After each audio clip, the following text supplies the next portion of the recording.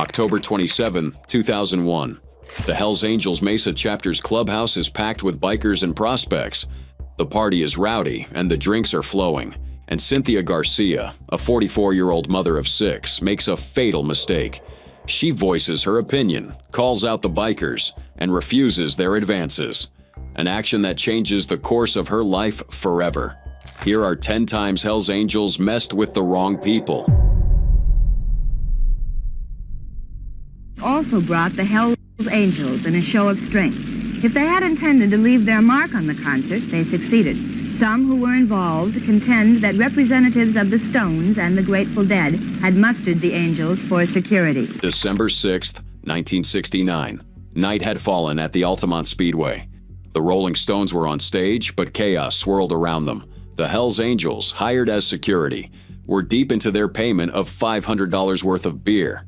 The crowd, exhausted and tense after hours of delays and violence, edged closer to the stage. What happened next would have become one of the most infamous moments in music history.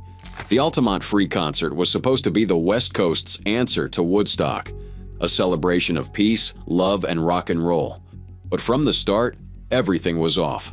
The venue, Altamont Speedway, was chosen just days before the show. There were no real barriers, no proper security, and no time for thorough planning. Instead of professional guards, the organizers hired the Hells Angels to keep people off the low stage by parking their motorcycles as a barrier. By the time the music started, the situation was already spinning out of control. The Hells Angels, paid in beer, were soon drunk and unpredictable. They patrolled the stage area with weighted pool cues and motorcycle chains, using violence to keep order. Fights broke out constantly. Jefferson Airplane's Marty Ballin was knocked unconscious by an angel.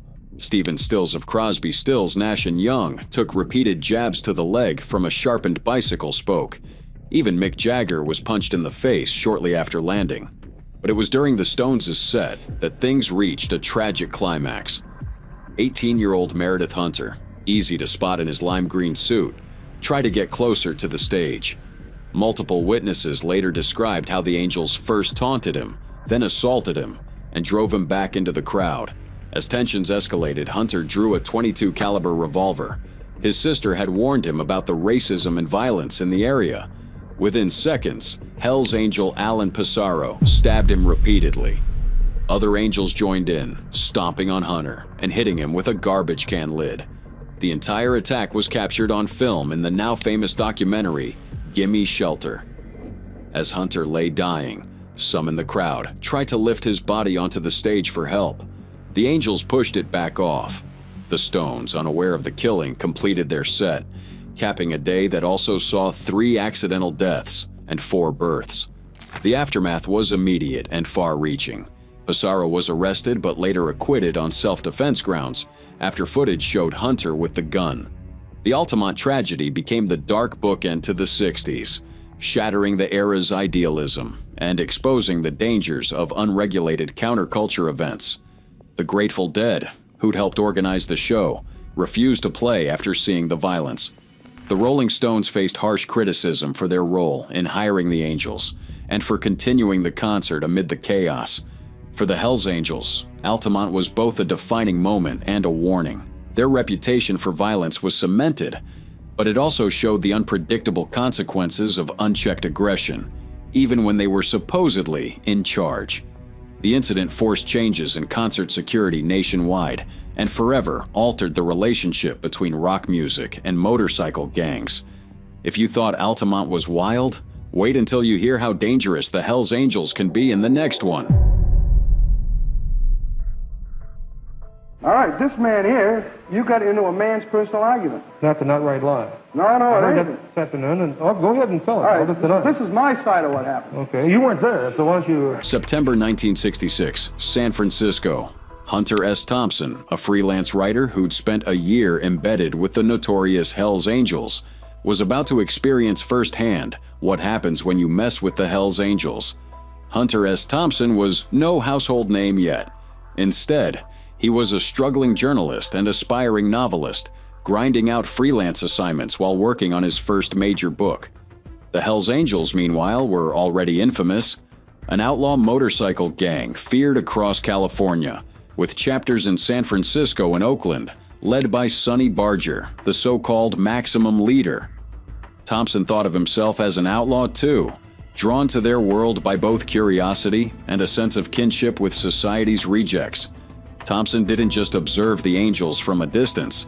He moved into an apartment at 318 Parnassus Avenue, close enough for regular visits from club members, much to his wife's and neighbors' dismay.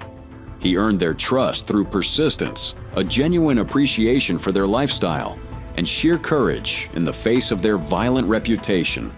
The Angels even reviewed his early drafts and spoke freely into his tape recorder. But Thompson was always clear about his role as a journalist. When jokingly threatened, he'd point to the loaded double bar, lead shotgun on his wall, and promise to croak 2 of them first. It was a delicate balance, one that couldn't last forever. The relationship finally snapped over a violent incident involving an Angel known as Junkie George. Thompson witnessed George beating his wife and couldn't stay silent.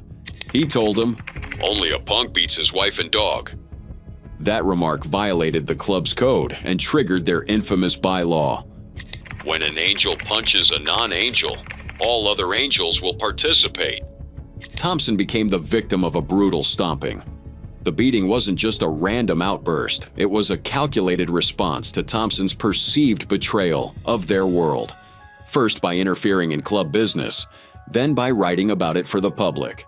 The attack sent him to the hospital and marked the end of his close association with the Angels, but it also became a defining moment in his career and legacy.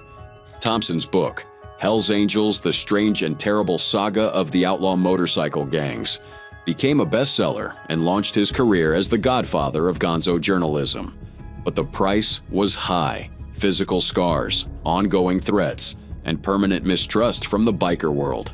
The Hells Angels never forgave his betrayal, and some, like Skip Workman, publicly accused him of exploitation and dishonesty. Years later, during a Canadian TV appearance, Thompson was ambushed by Workman, who accused him of writing 60% cheap trash and welching on a promise to buy the club 2 kegs of beer. The studio audience bizarrely sided with Workman, laughing at his misogynistic defenses of wife-beating, highlighting how far Thompson's work had exposed the dark underbelly of American culture. Thompson's brush with the Hells Angels nearly cost him his life, but it made his career. But if you think that was dangerous, wait until you see what happened when the Angels felt betrayed. Police believe the Hells Angels murdered the and their mother, but they have no proof, and there have been no arrests. August 7th, 1977. It should have been an ordinary Sunday in Gaston, Oregon. Instead, a quiet home became the scene of one of the most shocking crimes in Hells Angels history. 4 people were executed in cold blood. This wasn't a random act of violence. It was a calculated message from an organization that didn't tolerate betrayal. And it all started with one woman's decision to do the right thing. Margot Compton's story is more than just another crime statistic. She was a 24-year-old mother trying to protect her twin daughters, Sylvia and Sandra. But in the world she found herself trapped in, doing the right thing came with a deadly price. Margot had once been involved with the Hells Angels through her relationship with Otis "Buck" Garrett, a high-ranking member of the Vallejo chapter. What began as protection quickly turned into something far more sinister. For years, the Hells Angels maintained strict control over their members and associates. Women were treated as property, objects to be owned, traded, or punished at the whim of the organization. Margot became one of these so-called old ladies, initially finding protection but soon realizing the true cost of her affiliation.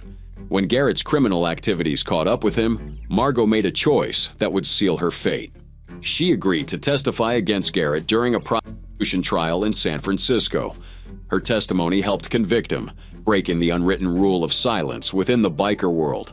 The Hells Angels viewed this as the ultimate betrayal. Margot knew the risks, but she believed she could escape the organization's reach. She was wrong.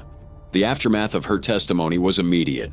Threats began pouring in, warning her to retract her statements or face the consequences. Determined to protect her daughters, Margot went into hiding with the help of her boyfriend, hoping distance would keep them safe. But the Hells Angels had a long memory and an even longer reach. For years, law enforcement struggled to solve the case. Detective Sergeant Mike Graham led the investigation, facing constant obstacles and intimidation tactics from the motorcycle club. The Hells Angels' code of silence proved difficult to penetrate. Witnesses disappeared, evidence vanished. The case grew cold, but Graham never gave up. His break came in 1984 when he met Michael Thompson, leader of the Aryan Brotherhood prison gang. Thompson revealed crucial details only the killer would know, like how one of the girls was found clutching a Cracker Jack toy when she was shot. This detail had never been made public, confirming Thompson's information was genuine. Thompson's prison connections led to a shocking revelation. Otis Garrett had ordered the hit from behind bars, but the actual killer was Robert G. Bug-Eye McClure, a Hells Angels hang-around, desperate to prove himself. According to prison sources, McClure forced Margot to watch as he murdered her daughters before killing her and her boyfriends. The case finally went to trial in 1994, nearly 2 decades after the murders. The courtroom was filled with shackled members of both the Hells Angels and Aryan Brotherhood. More than 75 witnesses testified about the club's violent code of silence and retribution. One prisoner recalled McClure boasting about making Margot watch her daughters die, describing them clutching their teddy bears in their final moments. The judge called it one of the most egregious cases he had ever seen, sentencing McClure to 4 consecutive life terms. Garrett received the same penalty a year later, but for many, justice felt incomplete. The Hells Angels had sent a clear message: betrayal would be punished, no matter how long it took. Today, the case stands as a grim reminder of the price paid for crossing powerful criminal organizations. Margot's story is featured in the documentary Secrets of the Hells Angels, which details Detective Graham's 18-year pursuit of justice. The episode includes never-before-seen interviews with family members and witnesses, painting a chilling picture of organized crime's reach. What happened to Margot and her daughters isn't just a historical footnote. It's a warning about the lengths these organizations will go to maintain their power. And it's not the only case where the Hells Angels took deadly revenge. New this morning, opening statements are scheduled to begin today in what's become a high-profile murder trial. 3 men accused of murder have ties to the Hells Angels motorcycle club. September 2011, Pittsfield, Massachusetts. The peaceful town is shattered by a crime so audacious it stuns even veteran investigators. 3 men vanish without a trace, and the clues point directly to the Hells Angels. This is the story of the Massachusetts triple murder, a brutal testament to what happens when you threaten to testify against the wrong people. David Glasser was a key witness in a criminal case against Adam Lee Hall, the sergeant-at-arms of the Berkshire County Hells Angels. For years, Hall had terrorized Glasser, threatening him, beating him with a baseball bat, and even trying to frame him for a robbery in upstate New York to destroy his credibility. But Glasser refused to back down, determined to testify against one of the gang's most dangerous members.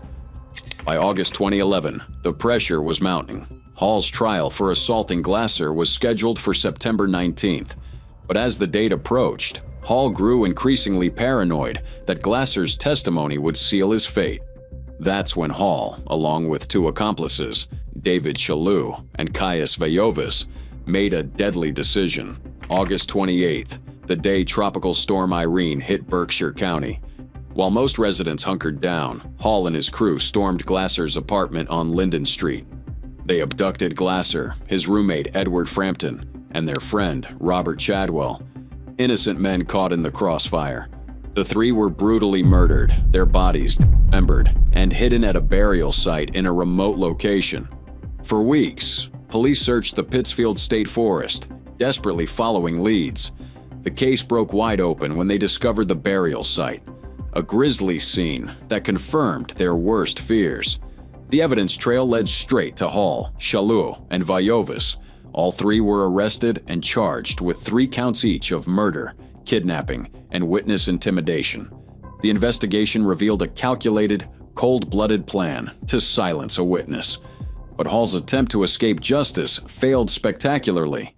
District Attorney David Capeless called the crimes brutal, hateful assaults on 3 defenseless men and pushed to combine Hall's pending cases with the new murder charges. At trial, the evidence was overwhelming. Testimony from another inmate revealed the full extent of the plot. The jury found all 3 men guilty. Hall received 3 consecutive life sentences, a fitting end for a man who believed he could silence witnesses with impunity. The case sent shockwaves through the biker underworld. It showed that even the most feared enforcers could be brought down by their own arrogance and brutality.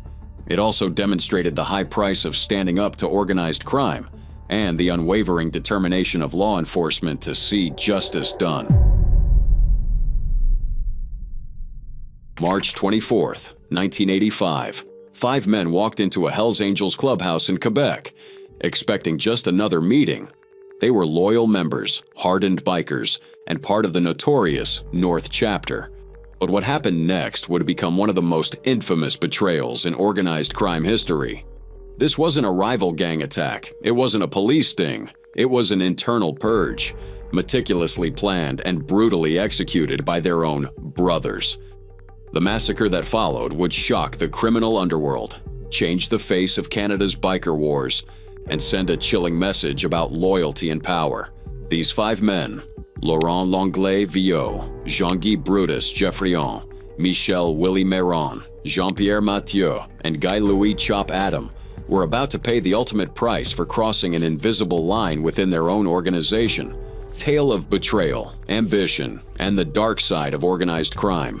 But before we dive into the details of that fateful day, let's set the stage for how the Hells Angels transformed from unruly street gangs into one of the most powerful criminal organizations in North America. Because this isn't just a story about 5 murders, it's about the ruthless evolution of a criminal empire. And it all began with a single bloody decision in a quiet Quebec town. Ready to discover how the Hells Angels became an unstoppable force? Let's begin. The North Chapter of the Hells Angels was once the pride of Quebec's outlaw biker scene. Led by Laurent Langlais Villot, these men were original members from the Popeyes Motorcycle Club, a group known for its violent reputation throughout Montreal. They had earned their colors through blood and loyalty, patching over to become Canada's first Hells Angels chapter in 1977. But by 1985, this tight-knit brotherhood had started to unravel. The North Chapter, based in Laval, was becoming a problem. They partied too hard, used the drugs they were supposed to sell, and worst of all, started skimming profits from the gang's lucrative drug trade. Their reckless behavior put the entire Hells Angels operation at risk, not just from police, but from powerful criminal partners who expected discipline and professionalism. Other chapters, especially the South Chapter led by Réjean Zigzag Lessard, looked on in frustration. The North's wild reputation threatened the gang's new business-focused approach. As one crime reporter put it, before that, they were disorganized and unruly. They were like a street gang. The other Hells Angels wanted to be businessmen. The North Chapter's actions were going against everything the new Hells Angels stood for. Tensions reached a boiling point when the gang's partners, the West End Gang and the Rizzuto crime family, started complaining about the North Chapter's behavior. Organized crime doesn't tolerate loose cannons. Pressure mounted for the Hells Angels to clean house or risk losing their place at the criminal table. That's when the decision was made, quietly but firmly. The North Chapter was declared in bad standing. In the world of outlaw bikers, that's a death sentence. The plan was cold and calculated. At a secret meeting in Sorel, Quebec, the leaders of the Montreal, Sherbrooke, and Halifax chapters agreed. Most of the North Chapter had to go.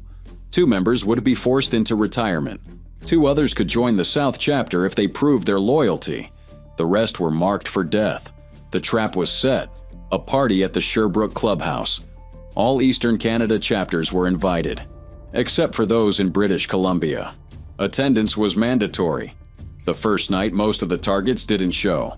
Lessard extended the party to a second day, making attendance absolutely required. This time, most of the North Chapter arrived, except for 2 key members. Yves Apache Trudeau was in drug rehab, and Michel Jinx Geneste was in the hospital. But 5 targeted men showed up: Viau, Geoffrion, Meyran, Mathieu, and Adam. As soon as they entered, 41 armed men surrounded them. There was no escape. They were forced into the center of the room, then executed by their own brothers. The killings were quick, but the message was clear. No one was above the rules, not even original members. Loyalty to the organization came before everything else. What happened next was almost as cold as the murders themselves. 3 North Chapter members who weren't killed, Gilles Lené Lachance, Richard Bear Mirand, and Yvon Lepere Bilodeau, were ordered to clean up the mess. They removed the bodies, washed away the blood, and erased all traces of the massacre. Then, Lessard made them an offer: retire from organized crime permanently or be killed. Lachance chose a third option. He joined the South Chapter, pledging loyalty to the new order.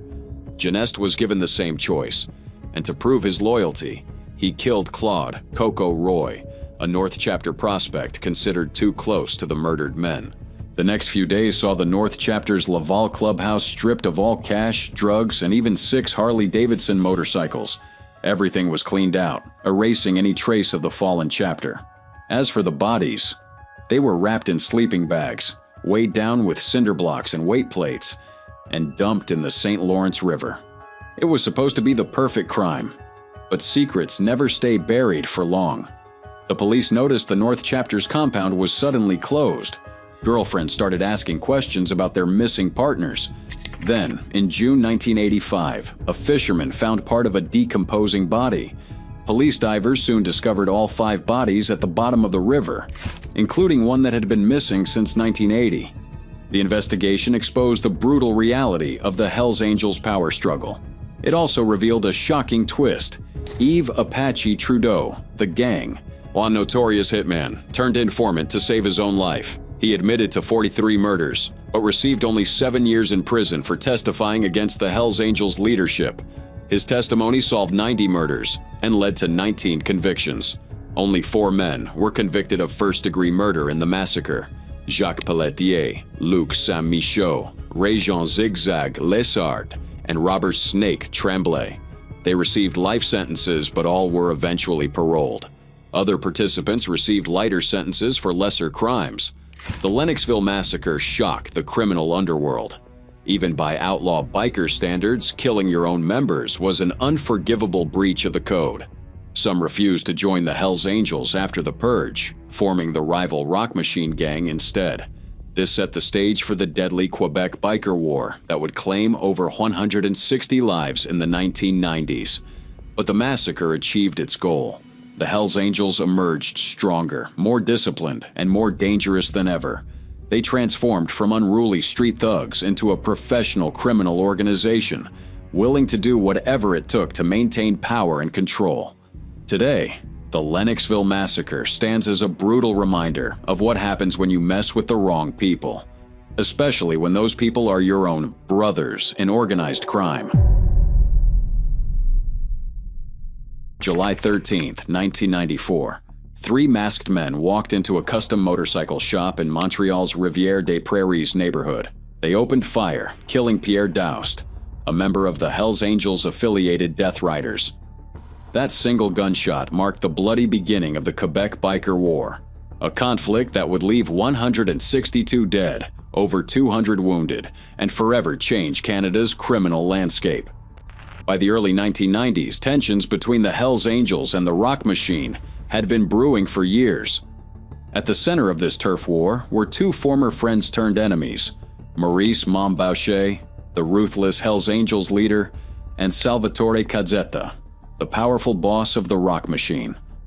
Their falling out had roots going back to the notorious Lennoxville massacre in 1985, when the Angels resolved an internal dispute by executing 5 of their own members. After that bloodbath, Cazzetta formed the Rock Machine with his brother Giovanni, controlling much of the drug trade not already claimed by the Montreal Mafia. But Boucher, always hungry for power, had other plans. When Cazzetta was arrested on drug charges in 1994, Boucher saw his chance to dominate Quebec's billion-dollar drug market. The Hells Angels issued an ultimatum: anyone dealing drugs in Montreal had to buy their supply from them. The Rock Machine refused to surrender. With Salvatore in prison, Giovanni Cazzetta rallied a coalition of other criminal groups, forming the Alliance Against the Angels, also called the Dark Circle. The war for Quebec streets had begun. The first year saw dozens of shootings, bombings, and murders on both sides. But the violence reached a horrifying new level on August 9, 1995. Daniel Desrochers was playing near his home in Montreal's Hochelaga Maisonneuve district when a car bomb exploded, killing drug dealer Marc Dubé and fatally injuring young Daniel. The boy's death galvanized public opinion against the bikers and the authorities' failure to stop the carnage. The war escalated rapidly. In 1997, Hells Angels gunmen murdered 2 prison guards and attempted to kill a third in a calculated campaign of terror against the justice system. These brazen attacks were part of Boucher's strategy to intimidate anyone who dared oppose the Angels' growing empire. As the body count rose, the federal and Quebec governments launched Operation Carcajou, an elite joint task force intended to crush the biker gangs. But political infighting, corruption, and jurisdictional disputes crippled the effort. The violence continued unabated, claiming more innocent lives. The war's turning point came in 1999 when the Rock Machine allied with the International Bandidos Motorcycle Club. This new partnership threatened the Angels' territorial ambitions, especially in Ontario's lucrative drug market. In response, nearly 200 Ontario bikers switched allegiances to the Hells Angels in December 2000, giving the Angels control of the province. But the real blow came in March 2001 with Operation Springtime, a massive police crackdown involving the RCMP, Sûreté du Québec, Ontario Provincial Police, Montreal Police, and 23 other forces. Hundreds of bikers were arrested, including Boucher and 41 of his closest associates. This created a power vacuum in Montreal's drug trade, briefly filled by new Bandidos-affiliated gangs, until police wiped them out in Operation Bandido in June 2002. The Quebec Biker War officially ended in June 2002. The Hells Angels emerged victorious, having eliminated all competition among Quebec's outlaw biker gangs. The cost was staggering: 165 dead, more than 200 wounded, including many innocent bystanders. The Violence terrorized Quebec's civilian population more thoroughly than even New York's mafia wars of the 1970s and 80s. Maurice "Mom" Boucher was found guilty in 2002 of ordering the prison guard murders. He died of throat cancer in prison in 2022. Ironically, Salvatore Cazzetta, who once swore never to join the Angels, became a full-patch member after his release from prison in 2005, eventually leading their Quebec chapter. The Quebec Biker War changed Canada's underworld forever. It exposed the shocking level of corruption, violence, and power wielded by outlaw motorcycle gangs. And it showed just how far the Hells Angels were willing to go to protect their empire, no matter how high the body count. But if you thought the Quebec Biker War was brutal, wait until you see what happened when you disrespect the Hells Angels. Investigators say back in 2001, Eyeshide and another man murdered Cynthia Garcia, a mother of 6, by stabbing her 27 times, partially decapitating her. October 27, 2001. The Hells Angels Mesa Chapter's clubhouse is packed with bikers and prospects. The party is rowdy, the drinks are flowing. And Cynthia Garcia makes a fatal mistake. She voices her opinion, calls out the bikers, and refuses their advances. In this world, disrespect doesn't go unpunished. Cynthia Garcia was just a hard-working single mom from Phoenix, Arizona. She didn't hang out with bikers. She wasn't part of that world. But that night, a Hells Angels prospect brought her to the Mesa Clubhouse. Maybe she thought it was just another wild party. Maybe she hoped to unwind. But what happened next was anything but ordinary. The Hells Angels are notorious for their strict codes and brutal enforcement. Disrespect, even from a stranger, is seen as a direct challenge to their authority. Garcia's refusal to play along and her verbal jabs at the bikers triggered something dark. The party atmosphere quickly turned violent. She was thrown to the floor, beaten unconscious by Kevin Augustiniak and Paul Eyeshide, a former stockbroker turned outlaw biker. Another member, Michael Kramer, watched in horror. What happened next was straight out of a horror movie. The men loaded Garcia's limp body into the trunk of a car. They drove her deep into the Arizona desert near the Salt River. There, they stabbed her 27 times and attempted to decapitate her. The crime scene was so brutal, even hardened investigators were shaken. Garcia's body was discovered on October 31st, a gruesome Halloween find that would haunt the community for years. The investigation took a surprising turn when Michael Kramer, one of the bikers present that night, contacted ATF agent John Ciccone. At first, he didn't confess to the murder. Instead, he offered to become an informant. He moved to Los Angeles, infiltrated the San Fernando Valley chapter, and began feeding the ATF critical information about the club's criminal activities, including Garcia's murder. In exchange for his cooperation, Kramer received just 5 years probation for his role in the killing. Paul Eischeid, the former stockbroker, fled the country after his indictment in 2007. He made it all the way to Buenos Aires, Argentina, but couldn't outrun justice forever. U.S. Marshals, the Diplomatic Security Service, and Interpol tracked him down and arrested him in 2011. After exhausting all his appeals, he was finally extradited to Arizona in 2018. Kevin Augustiniak pleaded guilty to second-degree murder in 2011 and received a 23-year, 6-month sentence. Eischeid eventually got 19 years for his role in the brutal slaying. But the real impact of Cynthia Garcia's murder went far beyond those prison sentences. Michael Kramer's decision to cooperate with authorities led to the downfall of over 36 Hells Angels members across 5 states. His inside knowledge cracked open multiple criminal cases and exposed the club's violent culture to law enforcement. Garcia's death became a turning point in the battle against organized biker crime. It showed just how far the Hells Angels would go to maintain their code, and what could happen when one of their own turned witness. The case sent shockwaves through the outlaw biker world, proving that even the toughest members weren't untouchable if they broke the silence. Today, the Mesa Clubhouse still stands as a silent witness to that night of violence. Garcia's family never got full closure, but her murder helped dismantle a criminal empire that thought it was above the law. The brutal price she paid exposed the true darkness at the heart of America's most infamous biker gang. But if you think this was the worst the Hells Angels ever did, think again. The next case reveals what happens when even the most powerful outlaws cross the ultimate line and face consequences they never saw coming. The Mongols wanted to challenge the Hells Angels for their position in the biker world, the outlaw motorcycle gang world. And so to have a group of 30 or 40 Hells Angels, immediately we knew something was terribly wrong. April 27th, 2002. The clock was about to strike 2:15 a.m. inside Harrah's Laughlin Casino, just moments before one of the deadliest biker brawls in American history exploded.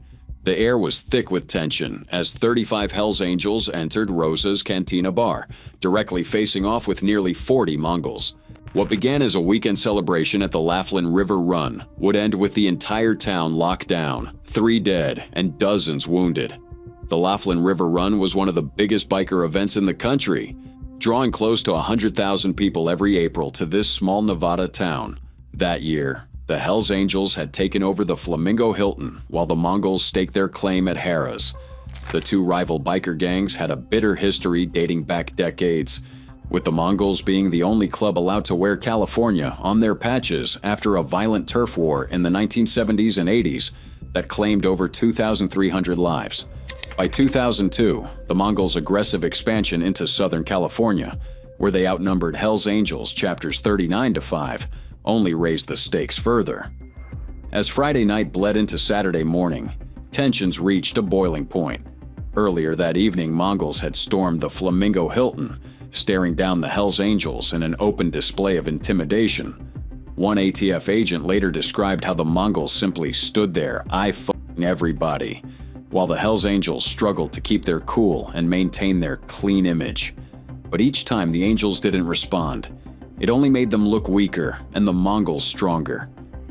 That pressure cooker atmosphere finally erupted at Harrah's when Hells Angels Sergeant-at-Arms Raymond Folks launched a kick at a Mongol's chest, The room exploded in chaos as both sides unleashed hell, with guns, knives, wrenches, hammers, and fists flying in every direction.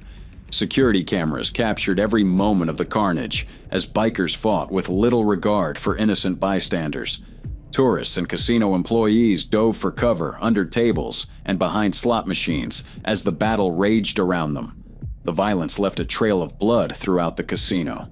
3 bikers lost their lives. Hells Angels Jeremy Bell and Robert Tamelty were shot dead, while Mongol Anthony Barrera died from stab wounds. Dozens more were injured, including 16 who required emergency medical transport to hospitals in Arizona and Las Vegas.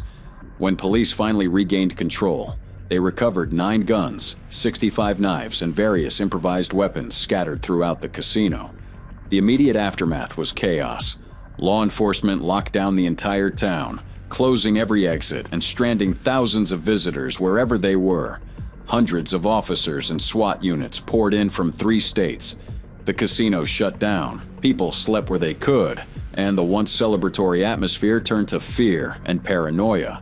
Police interviewed over 500 witnesses while Harrah's scrambled to provide counselors for shaken guests and employees. Harrah's later lost a lawsuit. As courts found, the casino had failed to adequately prepare for the well-known rivalry between the 2 gangs. The event forever changed how Laughlin handled biker gatherings. Hotel prices increased, security tightened, and strict rules were imposed on displaying club colors. Attendance at future river runs plummeted, and the once thriving event gradually faded away, with the last official run held in 2019. While both sides tried to claim victory, the real losers were the town and its annual tradition. The River Run riot didn't just end in bloodshed. It marked the beginning of the end for one of America's largest biker rallies. And it proved that when the wrong people try to prove they're tougher than everyone else, sometimes nobody wins. We are beginning tonight with new information regarding the murder of a Hells Angels member over the weekend. Today, police confirmed he is from Santa Cruz. Steve Thompson was shot Saturday at a San Jose cemetery where he was attending the funeral of a fellow Hells Angel who was murdered last month at a Nevada casino. October 15th, 2011, nearly 3,000 bikers from across the country gather at Oak Hill Cemetery in San Jose, California. They're there for the funeral of Jeffrey Jethro Pettigrew, the Hells Angels San Jose chapter president. The air is thick with tension. 2 weeks earlier, Pettigrew was gunned down in a Sparks, Nevada casino by a member of the rival Vagos gang. Now thousands of bikers and hundreds of police officers are bracing for trouble. No one could predict what would happen next. Steve Mr. 187 Thompson was no ordinary biker, a former Marine and professional boxer. Thompson was the notorious sergeant-at-arms for the Santa Cruz chapter of the Hells Angels. His nickname came from the California Penal Code for murder. He wore it tattooed on his left wrist as a badge of honor. Known for his heavy hand in enforcing club rules, Thompson was feared and respected within the outlaw biker world. But Thompson's history was already written in violence. In 1997, he was accused of beating a man to death at the Pink Poodle strip club in San Jose. The victim had allegedly insulted the Hells Angels and harassed a dancer. At his trial, Thompson claimed self-defense, breaking down in tears on the stand. The jury acquitted him, but the case triggered massive police raids on Hells Angels properties. Raids that ultimately cost local governments $1.8 million in illegal settlements after the club sued for civil rights violations. The funeral was supposed to be about honoring Pettigrew, but the atmosphere was electric with pota and teal violence. Uniformed officers from multiple agencies ringed the cemetery's perimeter, while plainclothes cops mingled among the mourners. Inside, club tensions simmered. Thompson, still reeling from his friend's death, had reportedly received multiple death threats in the weeks following Pettigrew's murder. The Hells Angels were on edge, expecting trouble from their rivals. But the real danger was coming from within. Around 1 p.m., as the service wound down, a confrontation erupted between Thompson and a fellow Hells Angels member. Witnesses later said Thompson accused the man of failing to protect Pettigrew in Nevada. Some claim Thompson even stripped a patch from the man's vest. A grave insult in club culture. The confrontation escalated quickly. After being punched by Thompson, the other biker pulled a gun and fired, chaos erupted. Despite the heavy police presence, the cemetery turned into a scene of pandemonium. Thompson collapsed, mortally wounded, as bikers swarmed the area. In the confusion, the shooter vanished, possibly hidden or killed by other club members. Evidence disappeared almost instantly. By the time police reached the scene, it had been cleaned of any useful forensic clues. San Jose police had anticipated trouble, but nothing could prepare them for the aftermath. As officers tried to secure the crime scene, they found Thompson had already been removed by private vehicle, not an ambulance. He was pronounced dead at the hospital at 1:44 p.m. The shooter, identified later as Steve Joseph Ruiz, had vanished without a trace. Some believed he was killed on the spot and hidden by club members. Others thought he escaped with help from the crowd. Police responded swiftly, locking down the Hells Angels headquarters and other known biker hangouts. They even obtained a warrant to exhume Pettigrew's fresh grave, suspecting Ruiz's body or the murder weapon might be hidden there. But the search turned up nothing. The club's code of silence and tight organization thwarted investigators at every turn. The brazen killing left law enforcement stunned. Despite 4,000 witnesses and a massive police presence, the shooter disappeared without a trace. The investigation stalled almost immediately as witnesses clammed up. No one in the tightly knit biker community was willing to talk. Even the medical examiner's office had to wait until Monday to release Thompson's name, out of fear for family safety. The internal violence sent shockwaves through the outlaw biker world. Thompson had been a respected enforcer, and his killing by another Hells Angel broke the club's strict code of brotherhood. The murder also exposed deep rifts within the organization, showing that even the most fearsome gangs can be torn apart from within. Law enforcement agencies across the West Coast braced for further violence as the power vacuum threatened to spark more bloodshed. The investigation's most dramatic moment came when police exhumed Pettigrew's grave. The search for Ruiz's body or the murder weapon was desperate, but ultimately fruitless. The club's organization and loyalty protected those involved, leaving law enforcement empty-handed. The case quickly went cold, with no witnesses willing to break the outlaw code of silence. The San Jose funeral shooting proved that even the most powerful outlaw organizations can be brought down by internal conflict. But while the Hells Angels were dealing with their own demons, another story was unfolding. One that would show what happens when they cross paths with unexpected adversaries. The next case reveals how a seemingly ordinary citizen stood up to the club's intimidation tactics, changing the balance of power in ways no one expected. Right now, the lead singer of a local band is recovering this morning after trying to thwart the violence that played out in Arvada between two motorcycle gangs. It happened outside the Jake's Roadhouse Bar and Restaurant in Arvada on Saturday night. July 11th, 2020. The sound of gunfire shattered the silence outside Jake's Roadhouse in Arvada, Colorado. What started as a normal summer night quickly turned into a historic clash between two of the nation's most notorious outlaw motorcycle gangs. Jake's Roadhouse, a local bar in Arvada, was hosting live music that night. The band Nightwolf had just finished their first set when trouble erupted outside. Patrons heard what sounded like gunshots and rushed to a side patio to see what was happening. The scene outside revealed chaos. A man lay beside a fallen motorcycle, screaming for help after being shot. Ryan McPherson, the band's lead singer, tried to help the injured man. As he stepped outside, he was attacked, mistaken for a rival gang member due to his size and dark clothing. McPherson suffered a traumatic brain injury and several broken bones after being beaten with a helmet and run over by a motorcycle. His attempt to save a life nearly cost him his own. The violence stretched across a 4-block area, leaving multiple motorcycles and riders scattered along Lamar Street. Hells Angel member William Kelly Henderson, an Arvada resident, was fatally shot during the incident. 3 others suffered gunshot wounds, and several more were physically assaulted in the IHEM. As police responded, they quickly realized this was not an isolated bar fight. The confrontation was part of a larger turf war between the Mongols and Hells Angels, two of the most dangerous motorcycle gangs in the world. Investigators from local, state, and federal agencies joined forces, launching a 4-year investigation that spanned multiple states. By January 2021, authorities had arrested 9 suspects across Colorado, Utah, California, and Florida. Search warrants executed at Mongols' clubhouses and members' homes uncovered a stockpile of weapons and crucial evidence. The coordinated effort disrupted the Mongols' operations and forced them to relocate their Arvada clubhouse to Denver. Ultimately, all 9 defendants pleaded guilty to felony charges related to the shootout. 2. Gregory Lawrence Moore and Leon Matthew Dennis admitted to violating the Colorado Organized Crime Control Act and received 27 and 24-year prison sentences, respectively. Others faced charges ranging from assault with a deadly weapon to tampering with evidence, resulting in additional prison time and probation.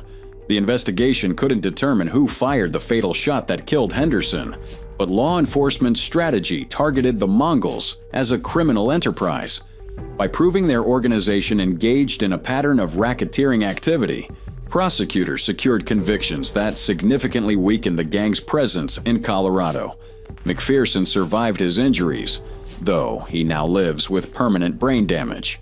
Despite his struggle, he has returned to performing locally, a testament to his resilience after nearly losing his life while trying to help another.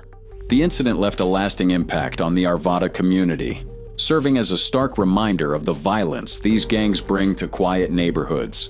The case stands as a victory for coordinated law enforcement efforts against organized crime. It also highlights the dangers innocent bystanders face when caught in the crossfire of gang violence.